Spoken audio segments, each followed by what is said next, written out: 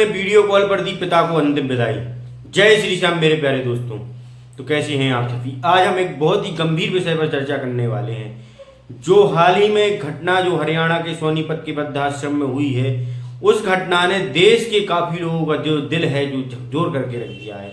जिन बेटियों को पढ़ाने लिखाने और काबिल बनाने में एक पिता ने अपनी पूरी जिंदगी खपा दी, क्या आप सोच सकते हैं कि अंतिम समय में वही बेटी अपने पिता का चेहरा देखने के लिए भी नहीं आई।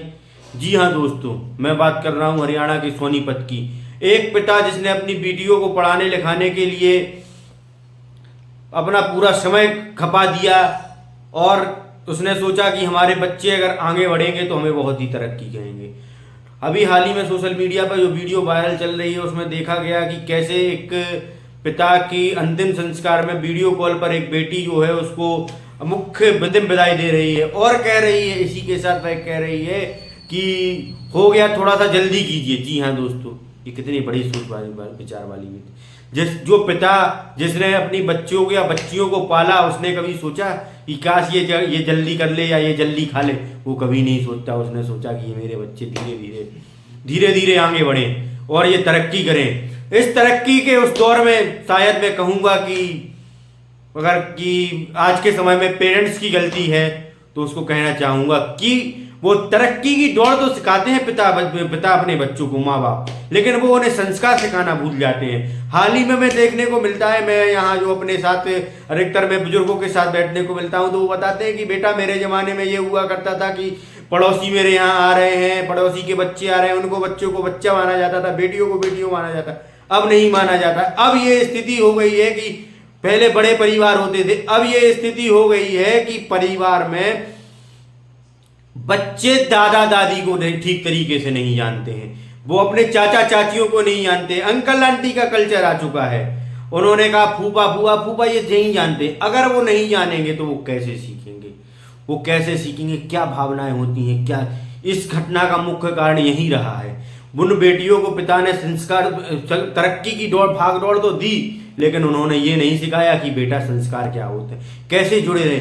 अभी हाल ही में कुछ बताया जा रहा है कि जो गुप्ता जी थे उनकी पत्नी का पहले ही देहांत हो चुका था, तो वो अभी वृद्धाश्रम में रह रहे थे। पिछले 20 दिनों से उनकी तबीयत खराब चल रही थी, तो वृद्धाश्रम ने उनकी बच्चियों को इसकी सूचना दी।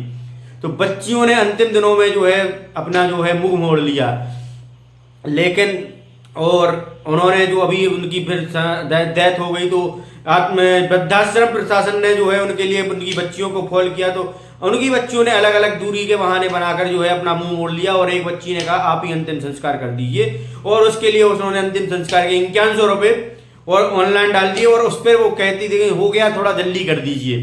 तो वो ये कह रही है कि थोड़ा जल्दी कर दीजिए। अब ये सोचिए कि ये उस अंतिम क्रिया में भी वृद्धाश्रम प्रशासन ने कहा कि अगर आप चाहें तो हम लोग इसको रोक सकते हैं, थोड़ा सा आप लोग अगर आए तो हम लोग बॉडी को रख सकते हैं। उसके बाद उन्होंने अस्थि विसर्जन के लिए भी कहा, तो उन्होंने कहा आप ही अस्थि विसर्जन करा दीजिएगा, लेकिन हम इसके लिए जो भी डोनेशन होगा हम दे देंगे।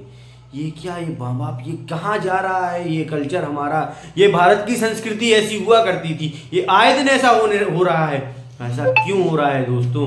ये बहुत ही गंभीर विषय है, इस पर सोचने का विषय है। अभी कुछ दिनों पहले कुछ ऐसी घटनाएं होती रहती हैं, ये आजकल आम बात हो गई है, लेकिन इस पर हमें गंभीर विषय है, इस पर सोचने की बहुत ही ज़्यादा ज़रूरत है। आखिर क्या मजबूरी रही होगी उस बेटी की, और क्या उस पिता ने अपनी बच्चियों के लिए इतना भी नहीं किया होगा कि वो अपने अंतिम संस्कार में, उसका पुत्र नहीं था, वृद्धाश्रम प्रशासन वाले और वहाँ के लोकल्स, उन्होंने एक पुत्र की भांति जो सगी बेटियां, उनका खून नहीं खोला कि मुझे अपने पिता के अंतिम संस्कार करना चाहिए।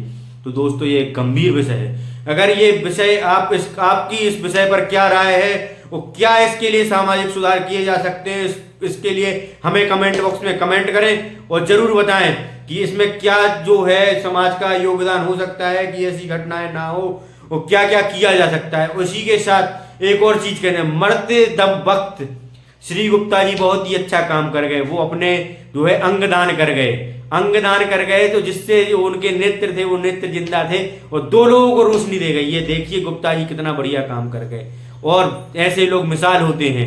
लेकिन कुछ समाज में हमें सुधार की जरूरत है, तो वो हमें आप और हम इस विषय पे चर्चा नहीं करेंगे तो ये बहुत ही गंभीर हो जाएगा। आप देखते होंगे मैं बहुत ही कम सामाजिक विषयों पर वीडियो बनाता हूँ, लेकिन मैं इस विषय पे वीडियो बना बहुत ही दिन से मैं ये सोच रहा था कि कुछ वीडियो बनाया जाए, किया जाए, लेकिन आज मुझे समय मिला तो मैंने इस पे वीडियो बनाया। तो दोस्तों ये विषय सोचने का है, तो इस पर सोचिए, विचार कीजिए और सुधार की जरूरत है। जय श्री श्याम, जय महाकाल।